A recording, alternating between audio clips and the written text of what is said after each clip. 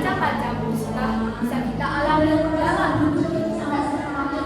Atas berbagai musibah yang datang menerpa dalam hidup kita, maka kita harus meyakini bahwa semua bisa terjadi atas sepengetahuan Allah Subhanahu wa Ta'ala. Tidak ada satupun peristiwa yang terjadi di alam semesta ini tanpa diketahui Allah Subhanahu wa Ta'ala.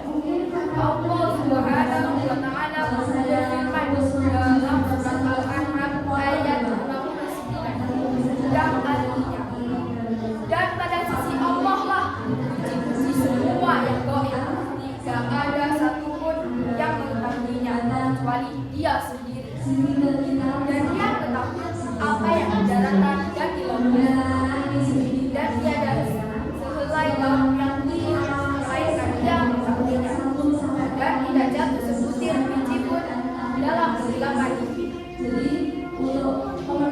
dan tidak sesuatu yang basah atau yang kering melainkan tertulis dalam kitab yaitu Allah. Dari ayat di atas jelaslah bahwa segala sesuatu di alam semesta diketahui Allah Subhanahu wa Ta'ala. Bahkan sehelai daun yang gugur Allah mengetahuinya karena Dia Maha Mengetahui. Atas dasar itulah maka dalam menghadapi musibah kita harus bersikap sabar karena musibah tersebut pasti atas pengetahuan Allah Subhanahu wa Ta'ala. Hadirin yang dirahmati Allah, sabar adalah suatu sikap menahan emosi dan keinginan serta bertahan dalam situasi yang sulit dengan tidak mengeluh. Sabar secara bahasa berarti hal sulit yaitu menahan emosi. Sabar secara bahasa sabar adalah menahan diri dalam 3 perkara. 1. Taatan kepada Allah. 2. Hal-hal yang diharamkan. 3. Takdir Allah yang dirasakan atau musibah. Saat mengalami musibah, Allah Subhanahu wa Ta'ala memerintahkan kita untuk sabar dan sholat. Dalam surat Al-Baqarah ayat 123, Allah Subhanahu wa Ta'ala berfirman, A'udzu billahi minasy syaithanir rajim. Bismillahirrahmanirrahim. Ya ayyuhalladzina amanu ista'inu wabtaghu was-salah. Innallaha ma'as-sabirin. Hai orang-orang yang beriman, jadikanlah sabar dan sholat sebagai penolong.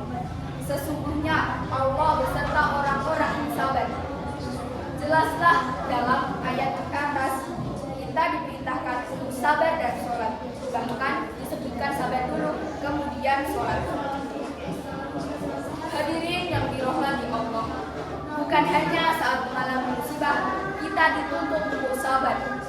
Seperti dalam pengertian sabar secara syar'i yang saya sampaikan di atas, maka kita juga dituntut untuk sabar dalam ketaatan kepada Allah Subhanahu wa Ta'ala dan hal-hal yang diharamkan. Mengapa terhadap dua hal itu kita dituntut untuk sabar? Karena tidak mudah menjalaninya, bahkan bagi sebagian orang itu sangat berat. Taat kepada Allah Subhanahu wa Ta'ala dan menjauhi hal-hal yang diharamkan itu bukan perkara ringan, semudah membalik telapak tangan. Bagi orang-orang yang ingkar kepada Allah Subhanahu wa Ta'ala dan tidak ikhlas menjalani kehidupan, itu sangatlah berat. Mengapa? Karena taat kepada Allah Subhanahu wa Ta'ala itu berarti kita banyak mengorbankan kelezatan dunia dan berlaku di hati, tidak mengumbar hawa nafsu atau kesenangan dunia. Hadirin yang dirahmati Allah, demikian pidato singkat ini saya sampaikan. Mohon maaf atas segala kekurangan. Semoga kita semua digolongkan golongan sebagai hamba-hambanya yang beriman dan bertakwa, serta akan mendapatkan balasan yang berupa jannah. Amin ya robbal alamin. Wassalamualaikum warahmatullahi wabarakatuh. Waalaikumsalam.